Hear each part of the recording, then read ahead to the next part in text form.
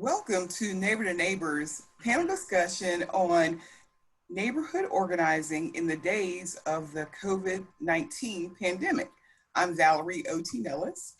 Neighbor to Neighbors seeks to equip residents and neighborhood organizations with the tools they need to preserve and improve their neighborhoods.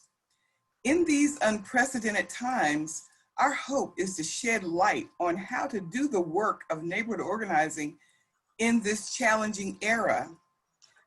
This is the first segment in a 6-part series, and we hope you'll continue to tune in with us.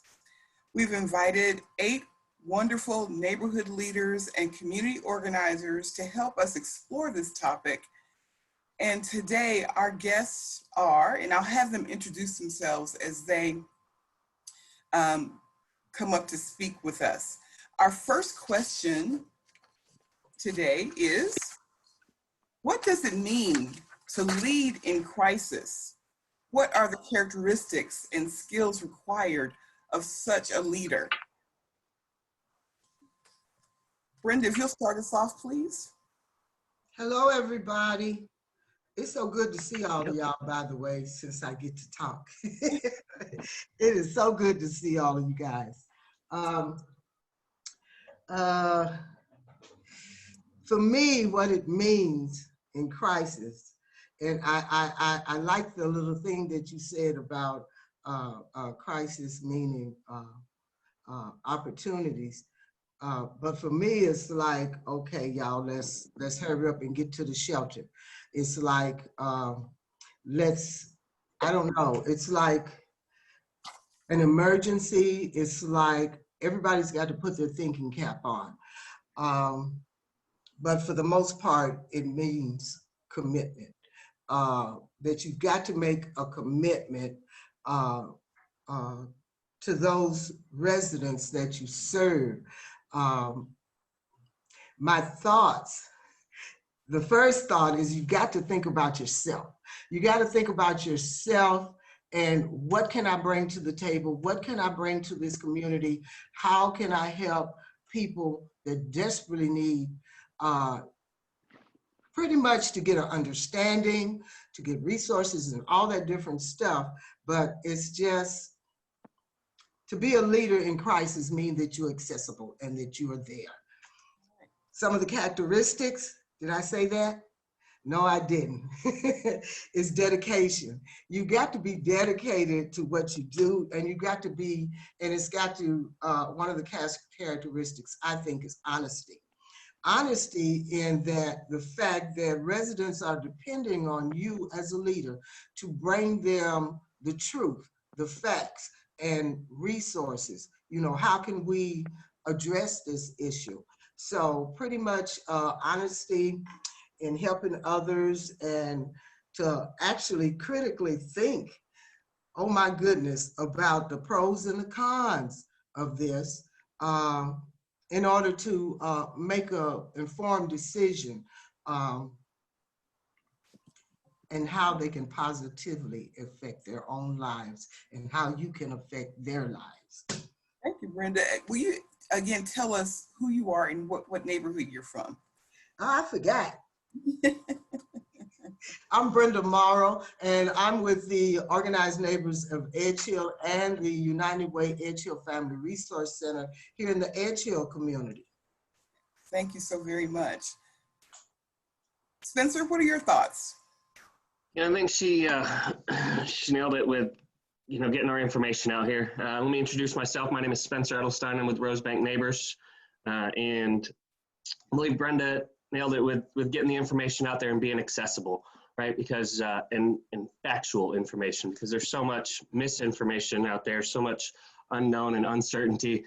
To be a community leader, you need to be reliable and available. So that means accessibility and having the accurate information and getting it out to the people that you're looking after. Very good. Anyone else want to chime in on that question? Sure, I will. My name is J.S. Bolton. I'm with Nations Neighborhood Association in West Nashville. And one thing that I've thought about a lot is that it requires you to be flexible and kind of reevaluate what the needs of neighbors are as it changes. So I think in our neighborhood, that started really with the tornado. You might have all these plans for the year, and then the tornado happens, and then COVID-19. And a lot of the stuff you thought was a priority suddenly isn't a priority, and a whole new set of things is. And so to be a leader, you have to be able to make that switch and persuade others that, you know, priorities have changed. I'd like to jump in for a second.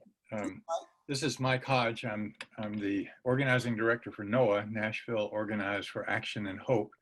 And I spent 17 years working for Neighbor to Neighbor back when it was called Neighborhoods Resource Center. I think in a crisis, a leader needs to be able to be creative and think out different strategies for grabbing that opportunity that several of you all mentioned. But you can't do it by just looking at business as usual, the way that we used to do things. You've got to be able to come up with new creative ways. The other thing that I think happens in a crisis is we've got to set a balance between responding to the immediate needs that we see and also seeing the larger problems. Now, I'll give you a very quick example. This whole COVID crisis has really exposed more of the inequities that Nashville has. These are inequities we've had for years and years and years, but being in this particular crisis has exposed them to a different degree. For example, people that are low income are having real trouble with housing. Well, with the COVID crisis, they're having even more trouble. It's just very difficult. Same kind of thing with racial inequities in our school system. They've always been there, but they're getting recognized to a different level now because there's so much pressure on them.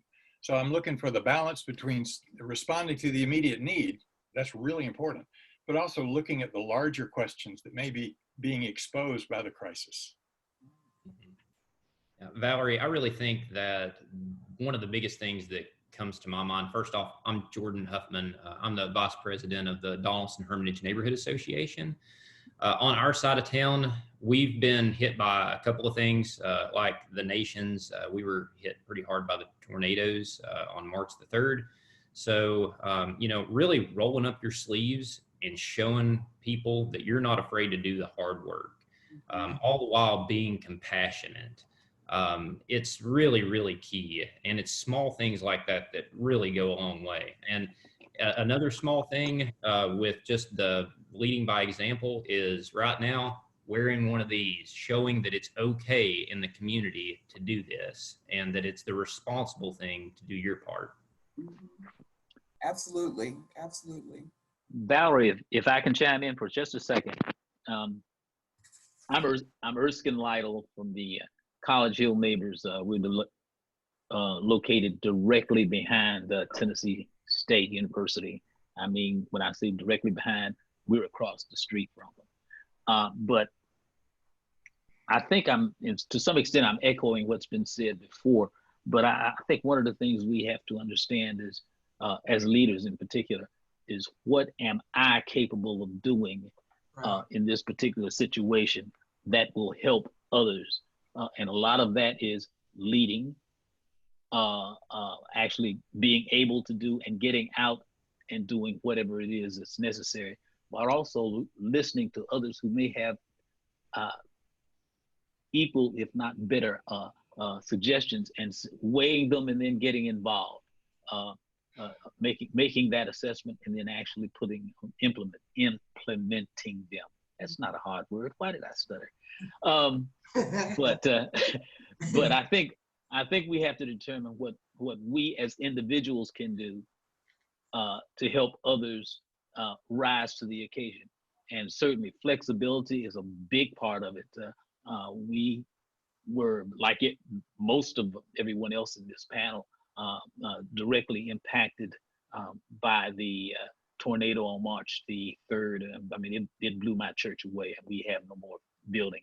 The numbers of houses that were damaged, the numbers of people who were through nature basically evicted, and we've got to understand how got to determine how we can help them and how we can help them to help themselves, and that also requires determining, you have to prioritize who can be, who needs the most assistance at what point in time, and realizing that because of COVID-19. Everything changes. This is the most fluid situation I've ever been through in my life. But those are my thoughts. Thank you. Thank you, all of you. All right, our next question is in Chinese. Valeri, I'm sorry. Kia wants to say something. Go ahead, Kia. Thank you so much. I'm Kia Jarmon. I am a board member with Neighbor to Neighbor. And really my thoughts echo everybody else's, but I would say the first thing is, and I think Ms. Brenda really brought this home, is about acknowledgement and transparency. Part of that is acknowledging that we've had really 3 crises during this period of time. So one being that March 3rd tornado that many of you mentioned. We're also in COVID-19. And then just a few weekends ago, the 70-mile-per-hour wind also did what felt like a tornado for a lot of communities and for a lot of our neighbors in the community as well. And so, and even myself who live in Donaldson, one side of our street was not touched, and then the other side, it was just pure devastation. And so sometimes in your neighborhoods, you're gonna have a variety of traumas there. But in addition to the crisis that's happening kind of man-made or by nature, we also have traumas happening in people's homes. So you have that coupled on top of the trauma that's happening in the world. And then on top of that, you have what feels traumatic within the response to these traumas, which is within our government, whether that be at the national level, federal level, local level, or state level. And so we have to acknowledge that people are in a variety of places with their mental health in this situation. And so that's really what just taking inventory, as Erskin mentioned about listening, taking inventory in that way. But a few tactical things, because I always want people to be able to tangibly take away some things. I think, as I heard a couple people say, this probably is one of the worst things we would have ever experienced in our lifetime. But these things are also cyclical. We have experienced them before. We're on about a 10 or 12 year cycle with heavy crisis in our community. So documenting what's happening and how you're responding and how you'd like to respond would be really important, particularly because at the next crisis, you might not be the leader. So someone else will. You can pass on that institutional knowledge. Very often we leave our posts and then no one has the opportunity to understand, what happened and how did you, where's the emergency information? And so particularly for those of you who've done this for a while, I think that's going to be important. Somebody else mentioned leading by example, really modeling the behavior. And so what that means is this is not the time to call environmental court on your neighbors. This is the time not to complain in your neighborhood group about the trash that is not being picked up. We're all on a delay with that. So this is the time to really model the behavior in a positive way, really to get to my last point, which is just to be a better neighbor and better human, which some of us have to get back to.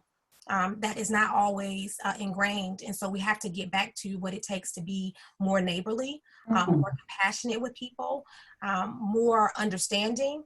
And if that's not intuitive, then this is the time to, as I heard on from my fellow panelists, this time to lean on someone else who's on your team to say, I may not have the mental capacity at this moment to be as compassionate, and so I need to hand this off to someone else. So those are the things I think are required to think about being in a crisis and also leading in a crisis.